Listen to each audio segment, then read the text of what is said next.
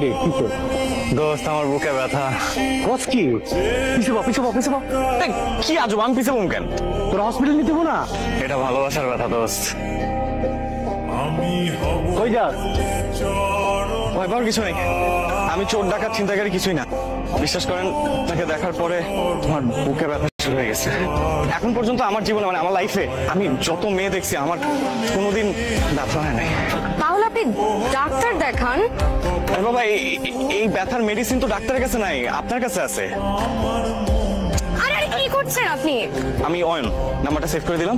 আপনার যদি কোনোদিন মনে হয় যে আপনি আমার ব্যথার মেডিসিন দিবেন, তাহলে আমাকে একটা ফোন দিন। আচ্ছা, ফোন দেওয়া লাগবে না, মিস কল দিন, আমি কল ব্যাক করবো। আমি তমা। আপনার বুকে ব্যথা এখনো আছে নাকি চলে গেছে? আছে, ব্যথা আছে, অনেক ব্যথা।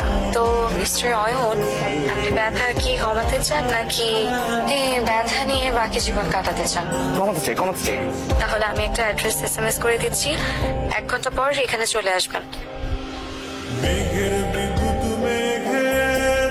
আমি বাড়ি থেকে পালিয়ে আসছি। পালিয়ে আসছেন কেন? সেই কথা না আমার পরে বলি। আপনার বুকে ব্যথা কমেছে? বুকে এক মিনিট। দোস্ত কই? বাসায় ঘুমাই। মেয়ে তো পালাই চলে আসছে। বাহ, মেঘনা চাইতে বৃষ্টি।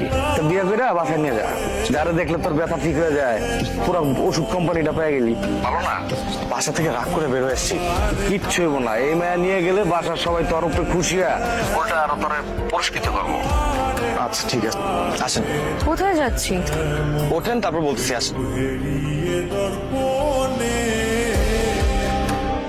আসসালামু আলাইকুম।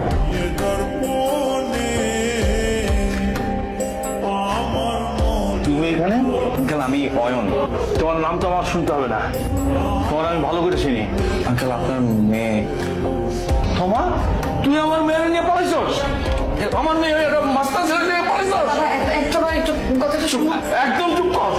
তুই এই ফাউল ছেলেদের সঙ্গে আমার মেয়ে পড়াইছস? আঙ্কেল, আমি তোর মুখ আমি দেখতে চাই না। যা, এই বাড়ির দরজা আজ থেকে তোর জন্য বন্ধ। যা, কথাটা একটু শোনে না, একটা কথা আমি শুনতে চাই না। রাতে বলছিলি ওকে? ওকে ভাবি, ও তমা। আজকেই পরিচয় আমাদের, কয়টা দিন আমাদের বাসায় থাকবে আর কি। বাহ, একদিনের পরিচয় তুমি একটা মেয়েকে রাস্তা থেকে বাসায় নিয়ে আসছো? এই, এদিকে সরে খেলা পাইছো? এই তানভীরের আব্বা, এদিকে আসো। তোমার ভাই কাকে নিয়ে আসছে তুমি দেখো।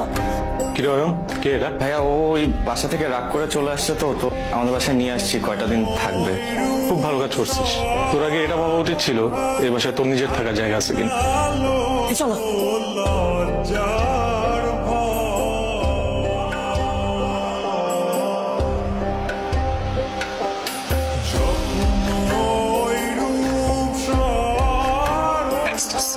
আমাদের চ্যালেঞ্জ দিয়ে এখন লাভ নেই।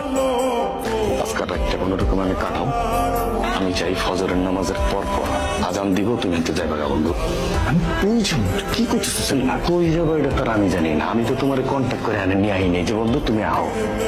আমি থাকি ব্যাচেলার বাসায়, 2টা ফুল একটা মায়া। বাড়িওয়ালা যদি জানে কি করব? আমি এগুলো নিতে পারবো না। ওরা তো কি বলবো টুয়া। তো ভাই যাবো, তুমি ভালো মানুষ করবা, জীবনও পারবা না। আমি যেটা কইছি বন্ধু, এটা তুই যাবি না। তুই সামো, তুই আমার কথা শুনছস? আমি তোরে কইছিলাম ফেরত দিয়ে, তা তো দেশ নাই। আরে আমি তো ফেরত দিতে গেছিলাম, তোর তো সবকিছু বুঝায় বলছি, ওরা ফেরত নেয় না। এ মাল নিব না। এই যে একটু শুনবেন। ওই যে আপনাকে ডাকে। আমি মনে হয় আপনাকে খুব বিপদে ফেলে দিয়েছে, তাই না? কি বলছেন? কিসের বিপদ? এটা কোনো বিপদই না। এটা আমার ফ্রেন্ডের বাসা, আমার বেস্ট ফ্রেন্ড। এটা কোনো ব্যাপারই না। নাকি তো আমার তো মনে হলো আপনার ফ্রেন্ড বোধহয় রাগ করেছে আপনার উপর, আমাকে বাসায় এসেছে। আরে না না না না, আপনি ভুল বুঝতেছেন। ও তো অনেক খুশি। আপনি বিশ্বাসই করতে পারেন না ও কতটা খুশি। ভালোই। আমি ও যেটা বলছে ঠিকই, আমি অনেক খুশি।